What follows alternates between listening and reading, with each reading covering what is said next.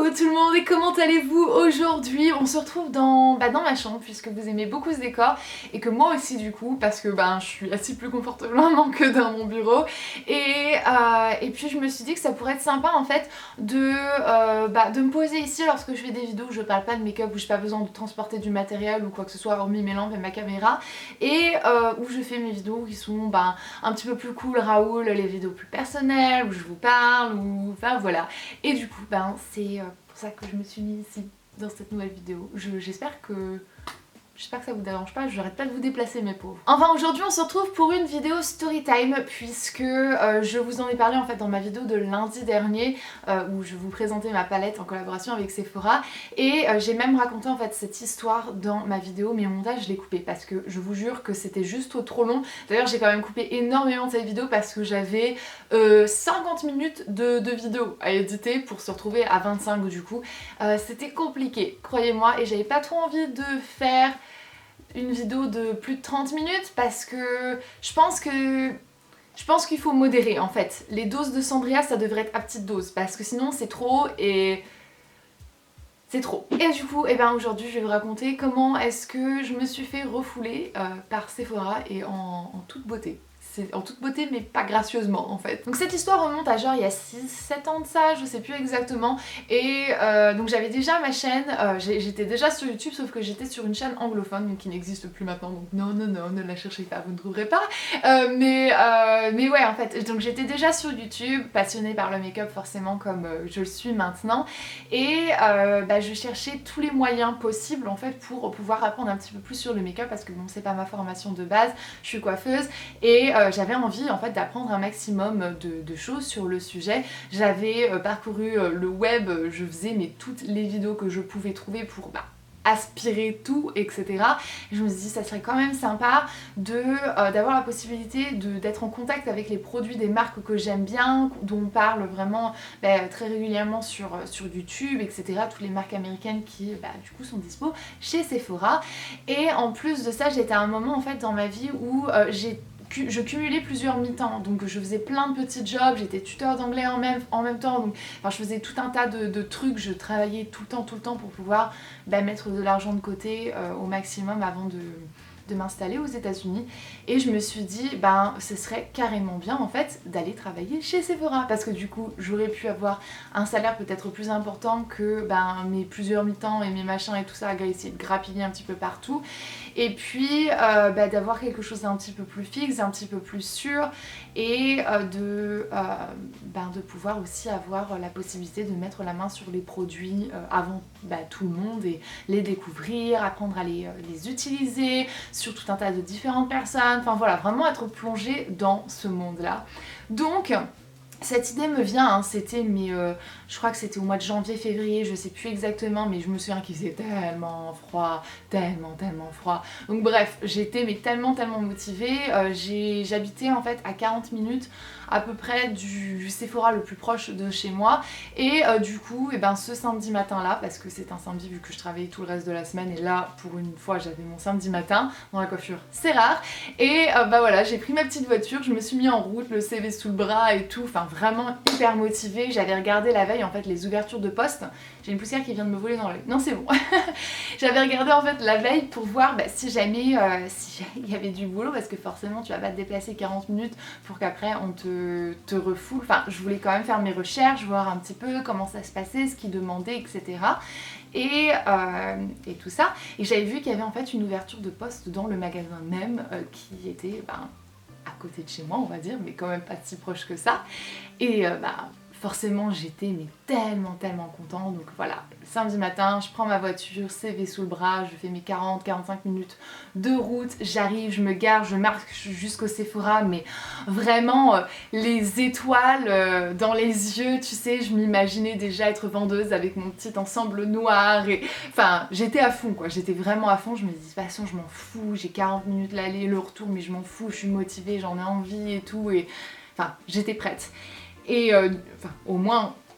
je pensais que j'étais prête, hein. Et je rentre dans le Sephora, et là en fait dans le rayon, je ne sais même plus c'est quel rayon, ce qui est assez marrant parce que je connaissais tous les rayons de fond en comble parce que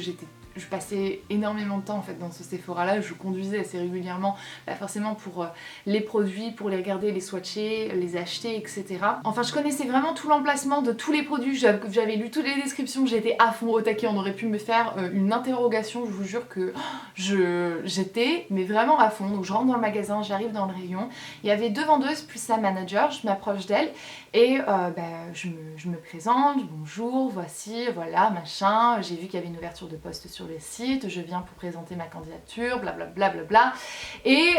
déjà quand j'ai dit bonjour, en fait, les 2 vendeuses se sont tournées, mais la manager n'a pas levé le regard. Donc forcément, je vais dire, quand on a une personne devant soi qui fait 1m75, qui est... Enfin, je vais dire, je suis pas transparente, je suis quand même assez grande, c'est un petit peu difficile à dire qu'on me voit pas, j'ai envie de dire, et dès lors que j'ai dit bonjour et que 2 personnes juste entre elles m'ont répondu, c'était un peu compliqué. Bref, elle me regarde pas. Et je dis voilà, je vais présenter ma candidature, machin bidule, mon CV, je commence à tendre mon CV et là elle me regarde mais en un instant, c'est-à-dire qu'elle fait comme ça, attendez, je vais vous montrer, donc elle était comme ça, blablabla, enfin c'était pas dans ce sens là mais c'est pas grave, on s'en fout, et comme ça, machin bidule, et elle me regarde mais vraiment juste comme ça, et elle me fait oui non enfin de toute manière non on ne cherche personne, donc voilà, et je me suis... Enfin, mais c'était vraiment, je peux même pas faire ça parce qu'en fait je n'ai pas de réaction aussi sèche et froide, je peux pas imiter. Le truc c'était tellement clac. Enfin, je veux dire, j'étais tellement toute guillerette, là oui bonjour, je présente ma candidature, enfin vous me connaissez, vous voyez comment je suis. Et paf, on me coupe enfin cassez-moi en groove d'un coup d'un seul comme ça, punaise, c'était violent. C'était violent et il faut se souvenir, enfin c'était il y a des années en fait, j'avais... c'était il y a 6-7 ans, donc j'avais une vingtaine d'années et puis j'étais plus timide, très réservée, enfin moins comme je suis maintenant. Je pourrais facilement dire ce que j'ai sur le cœur. J'ai un petit peu plus de répondants, on va dire, maintenant que j'avais à l'époque. Et du coup je suis restée vidée de tout espoir, juste là dans le rayon, à les regarder, et du coup elle me regardait plus, elle continuait sa vie et tout ça, et elle a vu que je restais un peu plantée là, enfin toute perdue, mais vraiment choquée, chocassionnée comme on dit chez moi, c'est une blague de famille, chocassionnée, bref, et puis elle me regarde enfin, et une fois de plus elle me dit oui, au revoir. Bon au revoir. Et du coup je suis repassée, j'étais avec, je me souviens attendre en fait devant elle avec mon CV, mon pauvre petit CV, tu sais que j'étais en train de tendre comme ça comme une pauvre malheureuse qu'elle a même pas regardé, enfin j'imagine, elle m'a pas calculé mais une seconde en fait, et puis voilà, je suis repartie bredouille avec mon petit CV, j'avais prévu de faire du petit shopping après, mais forcément non, ça ne s'est pas fait parce que j'étais tellement... j'étais tellement mal et tellement choquée, tout ça, je suis repartie chez moi, j'ai raconté tout ça à ma mère, enfin j'étais dégoûtée. Je lui ai dit, tu te rends compte maman? Et voilà, et ça en fait c'est l'histoire de ce jour où je me suis fait refouler en beauté par Sephora, ou du moins une de leurs managers de l'époque en fait. La raison pour laquelle j'avais vraiment envie de vous raconter cette histoire, c'est parce que pour moi c'est vraiment l'ironie du sort d'être arrivée maintenant en fait à ce jour et de me souvenir d'il y a 6-7 ans en arrière quand j'avais essayé de rentrer chez Sephora pour travailler, pour devenir une vendeuse, et qu'on m'avait refoulée d'une violence absolument infâme et foudroyante, et que ça m'avait tellement brisé le cœur, je me souviens, parce que j'en avais tellement envie en fait, et peut-être que j'aurais dû réessayer, peut-être que je m'y suis pas pris de la bonne façon, je sais pas du tout, enfin j'étais jeune et je ne sais pas, et voilà, mais c'était... c'est vrai que c'était un petit moment en fait où je me suis dit zut alors, enfin mince, et puis on est là maintenant en 2017 et après m'être fait refouler par Sephora ou par une manager pour devenir vendeuse, maintenant je me retrouve avec ma photo dans tous les Sephora de France en fait, et je me dis c'est quand même très ironique, et la vie fait les choses d'une façon mais tellement drôle parfois, de se dire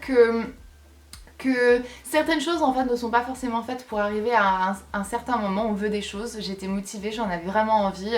c'était quelque chose qui me tenait vraiment à cœur et ça ne s'est pas fait, ça n'a pas fonctionné et parce que c'était tout simplement pas fait pour que ça fonctionne en fait. J'ai continué à faire mes mi-temps et j'ai continué à travailler avec ma patronne que j'adorais en plus, donc forcément j'étais contente de finalement pas la quitter et puis de continuer à faire ce que je faisais et mes vidéos sur YouTube et puis forcément j'avais pas pratiquement 2 heures de route à faire plus les 35 heures de job donc j'avais le temps de faire mes vidéos sur YouTube et mes vidéos sur YouTube ont fait en sorte que je suis arrivée ici à ce jour où je peux collaborer avec Sephora France même quoi. Donc voilà, c'était une petite histoire en fait que j'avais envie de vous raconter tout simplement parce que parfois lorsque on est en train de travailler, qu'on est en train de faire certaines choses, on voit pas forcément le résultat d'un coup d'un seul. Parfois ça peut prendre des années, parfois ça peut aussi ne jamais arriver. Mais on sait pas en fait ce qui peut arriver, on sait pas ce qui peut faire que qu'on va évoluer en fait. Et je n'aurais jamais imaginé à ce moment-là que en être là en fait, arriver à ce jour où j'étais en partenariat avec Sephora sur une si grosse chose et que ce soit eux qui m'aient demandé de travailler avec eux alors que j'ai été refoulée il y a 6 ans. Et donc voilà, ça c'est ma petite histoire. J'espère en fait qu'elle va tout simplement vous motiver à ne jamais lâcher et à continuer à faire les choses dans lesquelles vous croyez vraiment et d'attendre en fait que voilà, de récolter tout simplement ce que vous semez petit à petit. Ça vient pas forcément du jour au lendemain,